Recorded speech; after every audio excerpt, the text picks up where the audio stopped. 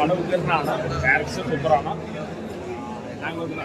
Comedy ഉണ്ട്, romance ഉണ്ട്, family പടമാണ്, ബാലൻസ് സൈക്കോളജി അതൊക്കെ ഡിസ്കസ് ചെയ്യുന്നു, ഫാമിലി വലിയ സെറ്റീവ്സ് എല്ലാം കൂടി നടക്കണം. ഈ ബിസിനസ് ഹിറ്റാണ്. നിവിൻ പോളി ജഡ്ജുമാണ്.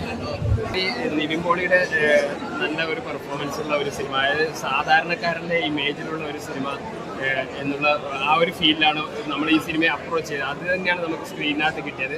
ഈ നിവിൻ പോളി അജു വർഗീസ് കോംബോ എന്നുള്ളത് മുമ്പുള്ള ഒരു റെപ്യൂട്ടേഷനും ഇല്ലാതെ അവർ ചെയ്തു എന്നുള്ളതാണ്. അപ്പോൾ ഇതിനിടയ്ക്ക് ഇപ്പം നമ്മൾ ശ്രീനിവാസൻ വിട്ടുപോയി. അപ്പോൾ നമ്മൾ ഈ മോഹൻലാൽ ശ്രീനിവാസൻ കോംബോ ഒക്കെ കണ്ടിട്ട് ഈ ഒരു ജനറേഷൻ്റെ ആ ഒരു ലെവലിൽ നിൽക്കുന്ന ഒരു കോംബോയാണിത്. അത് തീർത്തും നിരാശപ്പെടുത്തിയില്ല. അവരൊരു ഫ്രഷായിട്ട് തന്നെ പക്ഷേ ഈ സിനിമയിൽ അവരുടെ പേരൊക്കെ വന്നിട്ടുണ്ട്.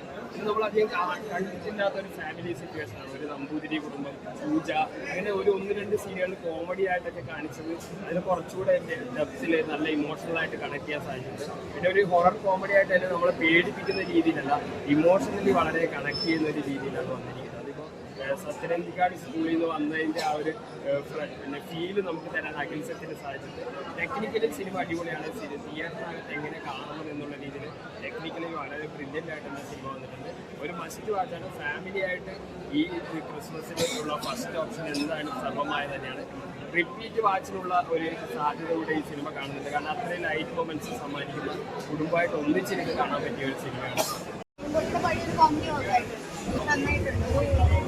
കുറച്ചൊരു എന്താ പറയാ, ഫീൽ ഗുഡ് ആണ്. നന്നായിട്ട് കാണാൻ പറ്റും.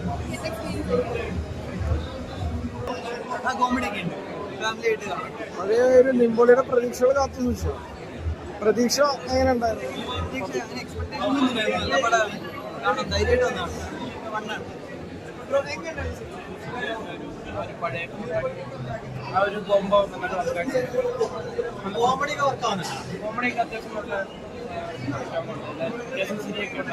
എന്തെങ്കിലും പ്രതീക്ഷിച്ച് കാണാൻ കഴിയുന്നതോ ഒന്നും പ്രതീക്ഷിക്കേണ്ട വേദന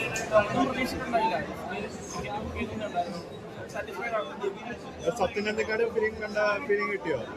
അതുപോലെയൊക്കെ തന്നെ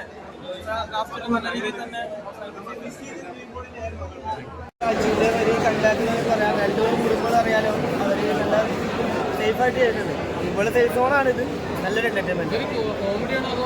കോമഡി സീരിയസ് ആണ്, നല്ല ഫണ്ണാണ്. അതായത് ഫാമിലി ഓഡിയൻസിനെ പറ്റുള്ളൂ.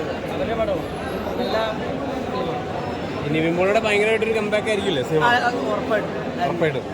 ഈ അഖിൽ സത്യനും നിവിൻ പോളിയുള്ള ഒരു കൂട്ടുകെട്ട് പുള്ളിയുടെ അച്ഛനെ പോലെ തന്നെ ആ ഒരു ലെവലാണ് പിടിച്ചേക്കുന്നത്. നമുക്കൊരു സത്യനന്ദിക്കാട് ലാലേട്ടൻ എന്നുള്ളൊരു കോംബോ പോലെ തന്നെ നിവിൻ പോളി അഖിൽ സത്യം എന്നുള്ള ഈ അജു വർഗീസ് ആയിട്ടുള്ള ഒരു നല്ലൊരു ഗ്യാപ്പിന് ശേഷമാണ് നിവിൻ പോളിയുടെ ഒരു സിനിമ വരുന്നത്. അതുപോലെ അവരുള്ളതുകൊണ്ടാണ് പടം കാണാൻ പോകുന്നത്. ഇപ്പൊ കണ്ടിറങ്ങിയ സിനിമകൾ ക്രിസ്മസിലെ ഏറ്റവും നല്ല സിനിമയായിട്ട് സർവമായ ലിസ്റ്റിൽപ്പെടുത്താൻ പറ്റുമോ? എന്തായാലും ഇത് നല്ലൊരു മറ്റേ ഫാമിലി ഓഡിയൻസിന് പറ്റിയ പടമാണ്. എന്തായാലും ഋഷഭ കാണാൻ പോകുന്നുണ്ടോ? നാളെ ഒന്നും വേണ്ട. അങ്ങനെ കോമഡി കാര്യങ്ങളൊക്കെ ഉണ്ടോ? കോമഡിയേ ഉള്ളൂ ഇതിനകത്ത്. എന്താ പറയുക, തുടങ്ങുന്നുണ്ട് അവസാനം നല്ല കോമഡിയാണ്. എന്താ പറയുക, ബോറടിപ്പിക്കുന്ന സിനിമയല്ല, നല്ല സിനിമ. നിമ്പോളിയുടെ പഴയ ടൈപ്പ് കോമഡി ഒക്കെ ആണോ? അല്ലല്ല, ഇത് നല്ല രസമുള്ള പുതുമയുള്ള കോമഡിയിലാണ്. ഒരുപാട് ആൾക്കാർക്ക് ഇഷ്ടപ്പെടും. കണ്ട് ഒരു ഗുഡ് എന്റർടൈനറാണ്, ഫീൽ ഗുഡ് മൂവിയാണ്. നിവിൻ്റെ ഒരു കംബാക്ക് തന്നെയാണ്. അവരുടെ കോംബോ വർക്കായിട്ടുണ്ട് നിവിൻ വെച്ച്. അതാണ് മെയിനായിട്ട് നല്ല മൂവിയാണ്. ഒരു സത്യനന്ദിക്കാട് ടച്ച് ഉണ്ടോ പടത്തിന്? അതെ അതെ, ടിപ്പിക്കൽ ആ ഒരു ടൈപ്പ് ഓഫ് മൂവി തന്നെയാണ്.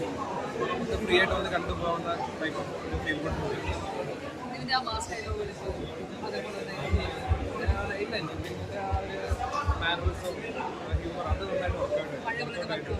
പഴയതുപോലെ തന്നെ വർക്കായിട്ടുണ്ട്. അതാണ് കൂടുതൽ നമുക്ക് എന്റർടൈൻ ചെയ്ത് ഇരുത്തിയിരുന്നത്. അതാണ് നമുക്ക് അത്യാവശ്യം നന്നായിട്ട് തോന്നി. അതാണ് ഫസ്റ്റ് പാർട്ടിലൊക്കെ അത്യാവശ്യം നന്നായിട്ട് വർക്കൗട്ടായിട്ട്